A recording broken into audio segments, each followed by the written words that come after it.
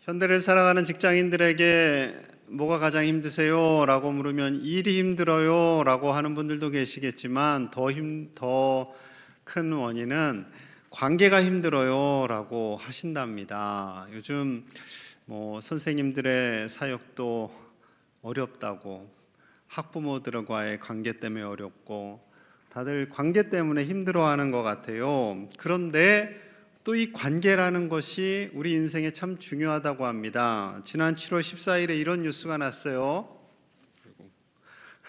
나이 들수록 친구 중요하다. 뇌 위축과 치매 예방에 도움이 된다는 거죠. 나이 들수록. 여러분, 부부 최고의 친구잖아요. 부부 관계가 좋을수록 치매율도 줄어든다라는 거예요. 대화를 많이 하고 서로 돕고 협력하며 그 과정을 통해서 더 건강해질 수 있다라는 거죠. 10일 전 새벽 기도회를 마치고 이제 우리 마당에 내려갔어요. 마당에 벤치가 있고 이게 나무 있고 막 풀밭도 있잖아요. 거기에 연세 드신 우리 어르신들이 쭈그리고 앉아서, 머리 하얘신 분들이 쭈그리고 앉아서 뭘 해요. 그래서 뭘 하시나 하고 가서 봤더니 은퇴 권사님들과 원로 장로님이 풀 뽑고 계시는 거예요. 풀 이렇게. 또 마음이 또 짠했어요. 비가 많이 와가지고 이제 보기가 안 이쁘니까 새벽 기도 끝나고 이분들이 마음을 합해서 우리 합시다 해서 진짜 어르신들 80 전후의 어르신들이 그거 이렇게 하고 계셨어요. 죄송스럽기도 하고 감사하기도 하고 짠하기도 하고 그랬습니다. 여러분, 연세를 드셔도 그런 일을 함께 할 수 있는 친구가 있다는 것, 그리고 함께 다닐 수 있는 교회가 있다는 것, 또한 작은 봉사와 섬김을 할 수 있다는 것이요, 큰 축복이죠. 여러분, 다음 세대 우리 교회 학교 아이들도 중요하지만 앞으로 초고령 사회를 두고 있는 이 어르신들의 사역 참 중요합니다. 우리 교회가 앞으로 어떻게 그분들을 잘 섬겨야 할지 함께 숙제인 것 같아요. 우리 교회처럼 믿음의 선배들이 먼저 섬겨주고 후배들을 위해서 배려해주고 사랑하면 교회 안에 갈등이 있을 수가 없겠지요. 하지만 많은 교회들이 서운함도 있고 갈등도 있고 또 관계의 연약함도 있는 것이 사실입니다. 초대교회는 어땠을까요? 초대교회로 돌아가자 많은 분들이 외치시는데, 그렇다면 초대교회는 갈등도 없고 아픔도 없고 늘 부흥만 되고 모든 것이 잘 됐나요? 그렇지 않습니다. 우리가 살펴면 사도행전 6장에서 헬라파 유대인들이 자신들에 속한 과부들이 매일의 구제에 빠짐으로 인해서 히브리파 유대인과 갈등이 있었어요. 서로 원망했어요. 또한 지난주에 설교했듯이 할례 문제를 가지고 바울과 바나바, 그리고 할례를 주장하는 유대인들 사이에 큰 갈등이 있었죠. 감사하게도 이 모든 갈등이 잘 해결이 됩니다. 자, 그리고 오늘 본문에도요, 또 새로운 갈등, 그 갈등이 있는 것을 보게 되죠. 자, 바울이 바나바에게 제안을 하나 합니다. 자, 36절 볼게요. 며칠 후에 바울이 바나바더러 말하되 우리가 주의 말씀을 전한 각 성으로 다시 가서 형제들이 어떠한가 방문하자 하고, 며칠 후에 예루살렘 공의회에서 이제는 이방인들에게 복음을 전할 수 있습니다. 세례도 베풀어도 됩니다. 이렇게 공식적인 선언을 하고 며칠이 지났어요. 이제 마음껏 복음을 전할 수 있으니까 사도 바울이 제안을 한 거예요.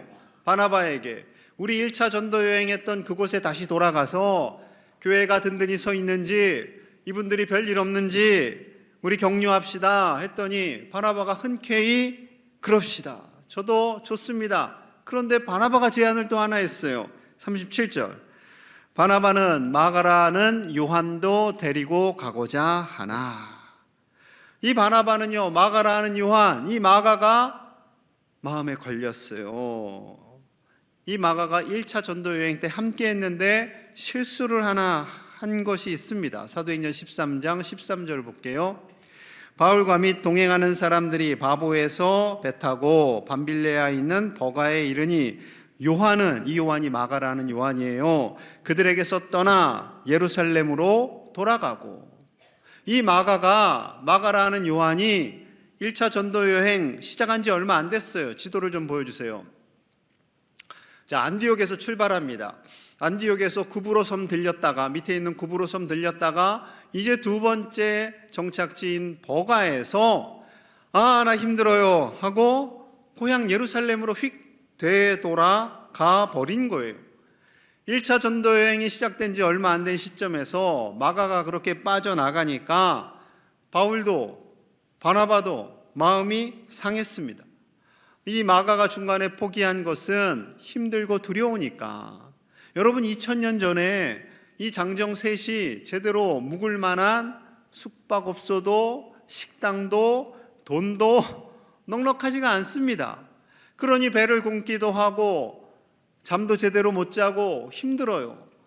게다가 사람들이 자신들을 늘 환대했느냐? 그것도 아니에요. 때로는 공격합니다. 돌도 던집니다. 그러니 청년 마가가요, 힘들어서 나 돌아갈래 하고 집으로 가버린 거죠. 여러분, 그럴 수 있어요. 그럴 수 있습니다. 누군들 힘든 일 하고 싶겠어요? 힘든 일 하고 싶지 않은 것은 2000년 전이나 지금이나 똑같습니다. 요즘 청년들이 힘든 일 하기 싫어한다고 우리 기성세대 어르신들이 말씀들 하시죠. 라떼는 말이야, 새벽부터 밤까지 일했어. 일요일이 어딨어? 7일 내내 일했어. 휴가가 어딨어? 그런 말씀 하시는데 우리 청년들에게 그런 거 요구하시면 안 돼요. 세상이 변하고 있어요. 지금 시대에 그것을 적용하면 우리 청년들이 많이 힘들어합니다. 그런 마가에게 바나바는 다시 한번 기회를 주고 싶은 거예요. 왜냐하면 바나바가 이 조카 마가의 믿음을 알거든요. 순수한 마음, 비록 연약함은 있지만 이 마가가 잘 다듬어지면 훗날 교회를 위해서 쓰임받을 것을 알았기에 이 마가를 데리고 가자라고 했던 거죠. 그런데 바울은 달랐어요. 바울이 좀 일 중심적이에요. 괜히 데려갔다가 그 친구 이번에도 또 중도 포기하면 사역에 더 어려움이 있고 분위기도 더 가라앉을 것이고, 그러다 보면 더더욱 사역에 방해만 될 거니까 데리고 가지 않겠습니다. 단호하게 그런 거예요. 자, 그래서 큰일이 났어요. 39절입니다.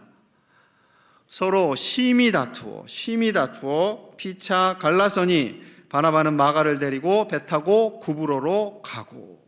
심히 다퉜어요. 언성이 높아졌어요. 바나바와 바울이 크게 다투고 바나바는 마가를 데리고 아까 사진에 보았던 구브로 섬으로 데려가게 됩니다.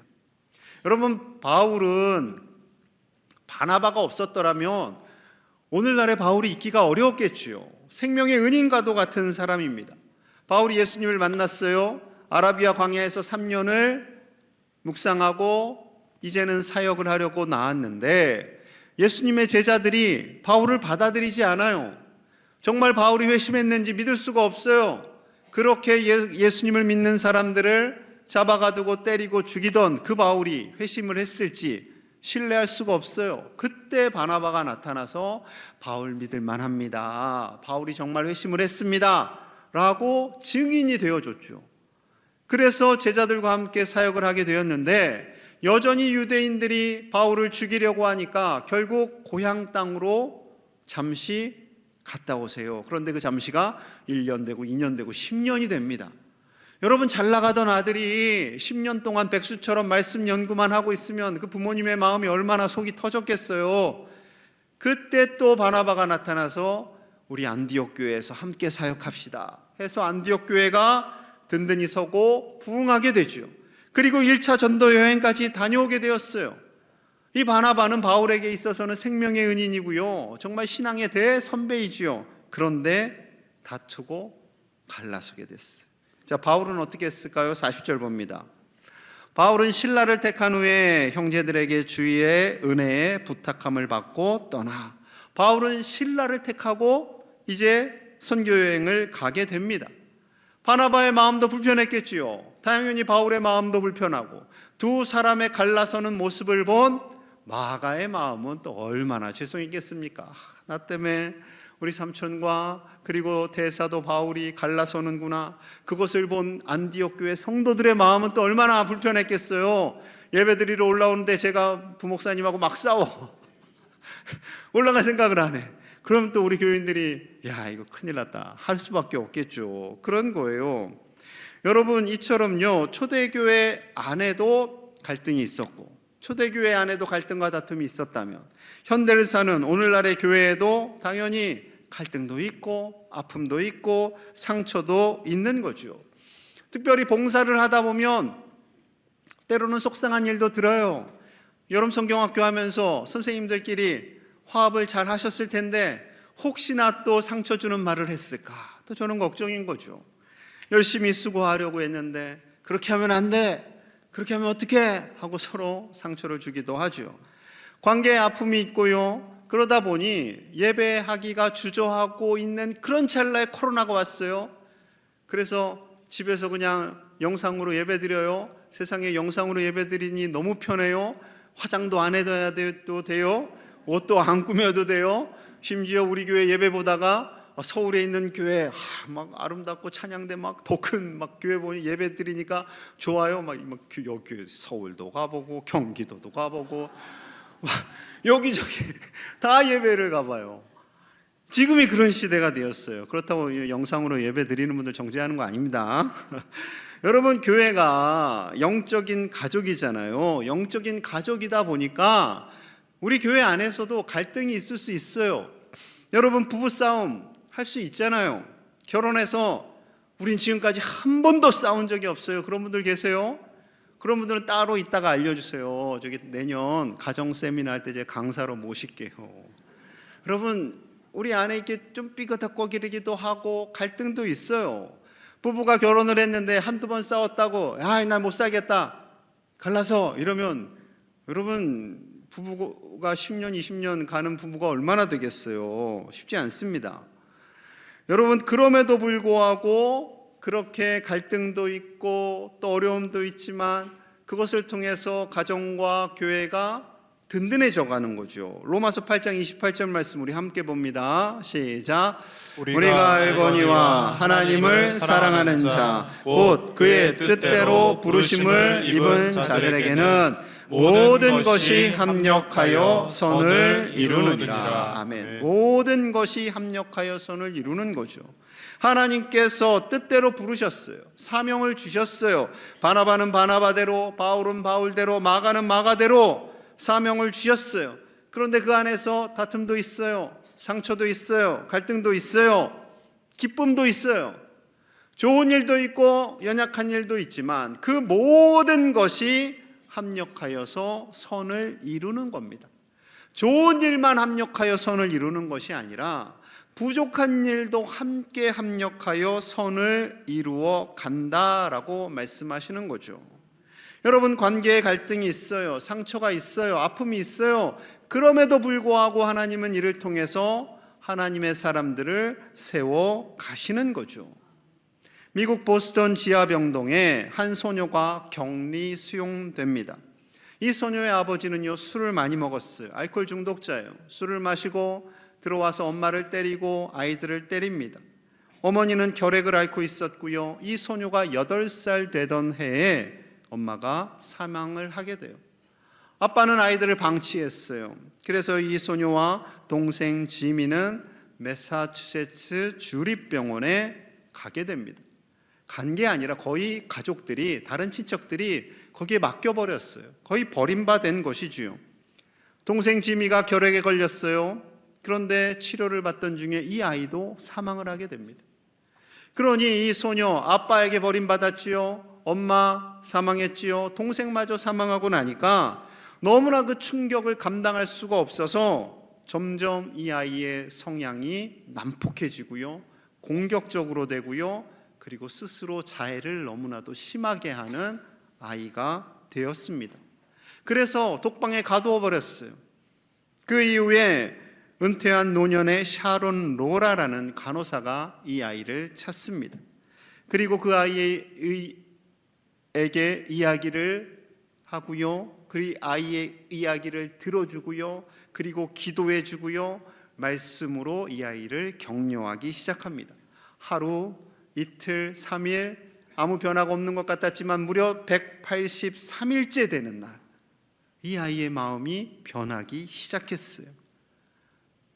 선생님의 이야기를 듣기 시작했고 그 상처가 치유되기 시작했습니다. 의사 선생님은 이 아이는 회복이 불가능할 것 같아요 라고 했지만 하나님께서 이 아이의 마음을 만져주셨고 이 아이가 치유되었고요, 정상인이 되었고 결단을 합니다. 나처럼 아픔이 많은 아이들을 돕는 선생님이 되겠어요. 그래서 이 아이가 선생님이 되었는데요, 헬렌 켈러의 위대한 스승인 앤 설리번 메이시 선생님입니다. 여러분, 우리의 인생에요, 아픔이 있어요. 그런데 그 아픔과 결핍을 통해서 우리는 더 성장하고 성숙하게 되는 거죠. 우리의 믿음이 더 자라게 됩니다. 여러분, 우리가 자녀들을 위해서 기도할 때 언제이던가요? 대학 합격 전, 후. 여러분, 저는요, 우리 아이 합격하는 순간부터 새벽에 나와서 열심히 기도했어요 라고 하시는 분이 계신가요? 훌륭한 어머니십니다. 보통은 합격 발표 전까지 열심히 기도를 하죠. 새벽에 나와서 주여 합격하게 하여 주시옵소서. 그리고 다음부터는 잘 찾기가 어려워요. 그런 거죠. 우리가 몸이 아플 때 기도를 많이 해요? 치료가 된 이후에 기도를 많이 해요? 아플 때 기도를 많이 합니다. 저도 그래요. 다 그래요. 우리는 그때가 더 하나님을 만날 때이고, 우리가 광야를 지날 때 하나님을 더 의지하고 우리의 믿음이 더 성장하고 성숙하는 때인 거죠. 그래서 성경은 고난이 우리에게 유익이다라고 말씀하고 있습니다. 왜 예수님의 십자가가 우리에게 은혜가 되어 우리가 져야 할 그 고난의 십자가를 예수님께서 대신 짊어지셨거든요.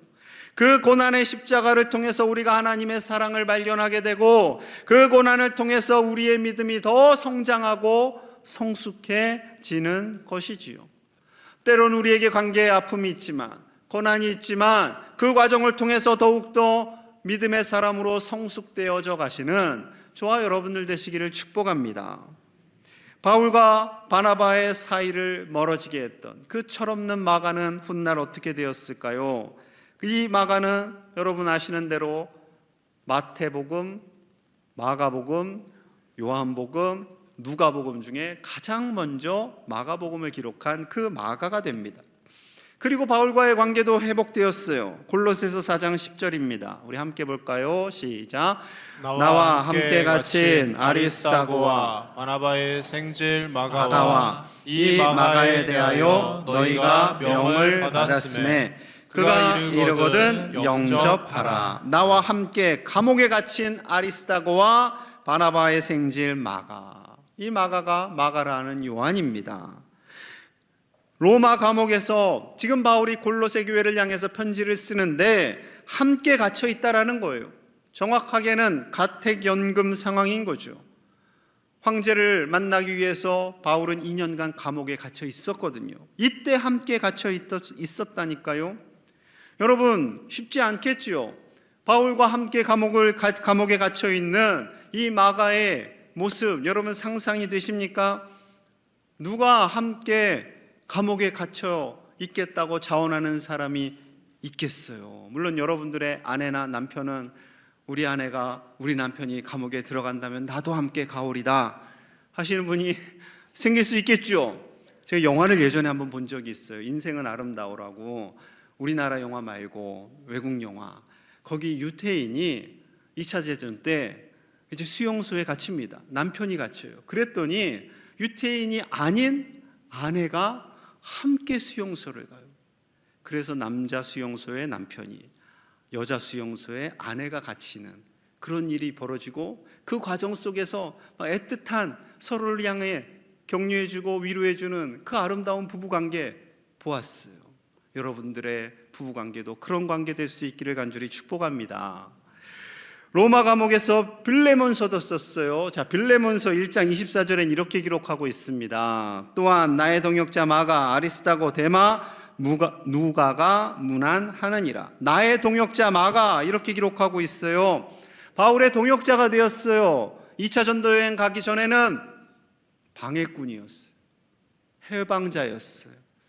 그러나 이제는 동역자가 되어서 함께 감옥에 갇힌 자가 된 것이지요. 바울이 노년의 나이에 또 한 번 감옥에 갇히게 됩니다. 그때 쓴 서신이 디모데후 전후서인데요, 이렇게 기록하고 있어요. 디모데후서 4장 11절입니다. 누가만 나와 함께 있느니라. 내가 올 때에 마가를 데리고 오라. 그가 나의 일에 유익하니라. 디모데에게 편지를 씁니다. 그때에 마가를 데리고 오기 바란다.